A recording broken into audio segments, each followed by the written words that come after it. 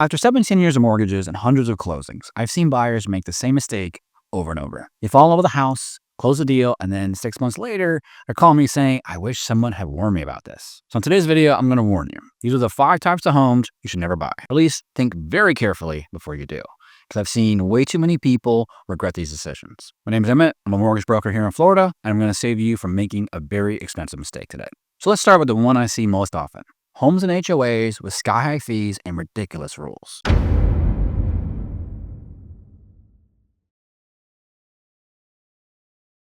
Now, not all HOAs are bad. I live in one. In fact, I'm on my HOA board. So some are very well run, like ours, right? They're very reasonable. They actually add value to the community. But some are absolute nightmares. Here is what to watch out for. Red flag number 1, monthly fees over $400 to $500 a month. Once you start getting into $600, $700, $800 plus per month, that's a significant chunk of your budget. And those fees almost always go up over time. And I've seen HOA fees increase 20 to 30% in just a few years. Red flag number 2, special assessments. This is when the HOA hits you with a one-time charge for a big project, like a new roof in the clubhouse, paving the roads, whatever it is. And I've seen special assessments of $10,000, $20,000, even $50,000 per homeowner, and that's ridiculous. And you don't get a choice. If the HOA board votes for it, you're paying for it. Red flag number 3, ridiculous rules. Some HOAs will fine you for the color of your mailbox, the brand of your roof shingle, or parking your truck in your own driveway. And I've seen people get fined hundreds of dollars for minor violations. And here's the mortgage angle. If you're getting a VA loan or FHA loan, the HOA has to be approved by the VA or FHA. If the HOA's finances are a mess or they're involved in litigation, your loan might not even get approved at all. My advice, before you buy in an HOA, get a copy of the HOA documents, the covenants, conditions and restrictions, the budget, the meeting minutes. Look for special assessments. Look for lawsuits. Ask current residents what they think. And if you hear complaints, run. Number 2, homes in flood zones, especially here in Florida. Look, I live in Florida. I get it. A lot of desirable areas are in or near flood zones. But if you're not prepared for the cost and the hassle of it, it's going to be a problem. Here's what happens. If your home is in a high-risk flood zone, zone A or V, you're required to have flood insurance if you have a mortgage. And flood insurance in Florida, it's expensive. We're talking $2,000, $3,000, sometimes $5,000 plus per year, depending on the home's elevation and proximity to water. And that's an extra $200 to $400 per month on top of your mortgage, property taxes, and homeowners insurance. And here's the kicker. Flood insurance through the National Flood Insurance Program, NFIP, has coverage limits. The max coverage for a single-family home is $250,000 for the structure and $100,000 for the contents. If your home was worth more than that, you need additional private flood insurance, which costs even more. Now, if you're buying a waterfront property and you can afford the flood insurance, fine. But if you're a first-time home buyer stretching your budget, adding $300 to $400 per month in flood insurance can make the house unaffordable really, really fast. My advice, before you make an offer, find out if the property is in a flood zone. Ask for an elevation certificate. Get a quote for flood insurance and make sure those costs fit into your budget before you fall in love with the house. Number 3, the fixer-upper that's actually a money pit. You see, HGTV makes this look easy. You buy a cheap house, throw in some shiplap and some subway tile, flip it for a profit, but in reality, most fixer-uppers cost way more than you expect. And I know from experience. And here's the problem. If you're getting a traditional mortgage, the home has to be in livable condition to qualify. That means working plumbing, electrical, roof, HVAC, etc. And if the home needs major repairs, you might not be able to get financing. You have to get a special kind of renovation financing, which is short-term, intended to be refinanced later. Now, the FHA does have something called a 203K loan that lets you finance renovations. And there are conventional renovation loans as well. But these are way more complicated, more expensive, and take a lot longer to close. A lot of buyers don't realize that until they're already under contract. And even if you can get the financing, the costs add up fast. That $30,000 renovation estimate, it's going to be $50,000. It's going to take 6 months instead of 3.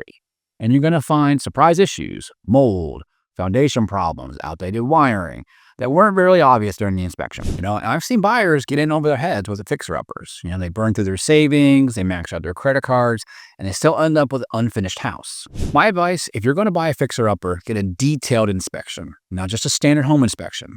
Bring in specialists for the roof, the HVAC, the electrical, and the plumbing. Get real contractor quotes for the work. Add 20 to 30% of those quotes for surprises, and make sure you have the cash reserves to cover it all. And if the numbers don't work, walk away.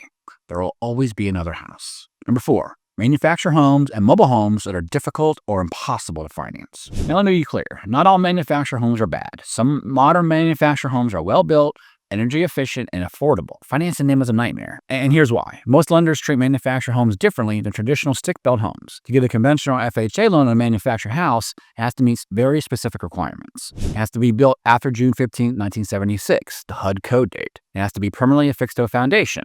The wheels and axles have to be removed. It has to be titled as real property, not personal property.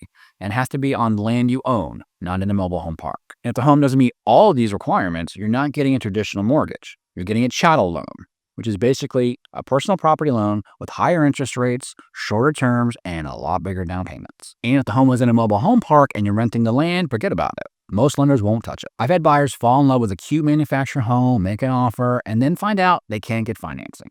Or they can get financing, but the rate is 8 to 9% instead of 6 to 7%, and the loan term is 15 years instead of 30. My advice, if you're looking at a manufactured house, call a lender first. Find out if it qualifies for traditional financing, and if it doesn't, factor in the higher cost of a chattel loan before you make an offer. Number 5, homes with foundation or structural problems. This one seems obvious, right? But I still see people try to buy these houses because they're priced low and they think they can fix it. So here's the reality. Foundation issues are expensive. I mean, we're talking $10,000, $20,000, sometimes $50,000 plus to repair, depending on the severity. And most lenders won't approve a loan on a house with significant foundation damage until it's repaired. So even if you're willing to take on the repair costs, you might not be able to get financing until after the seller fixes it. And most sellers aren't going to fix a foundation issue before closing. They're selling the house cheap because they don't want to deal with it.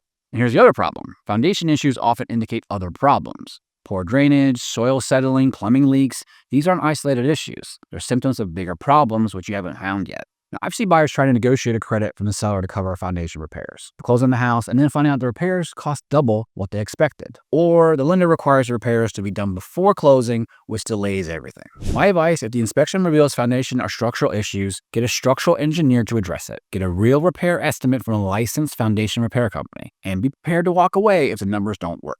Okay, so what's the common thread with all 5 of these? They all look like good deals on the surface. Lower price, unique features, potential for equity.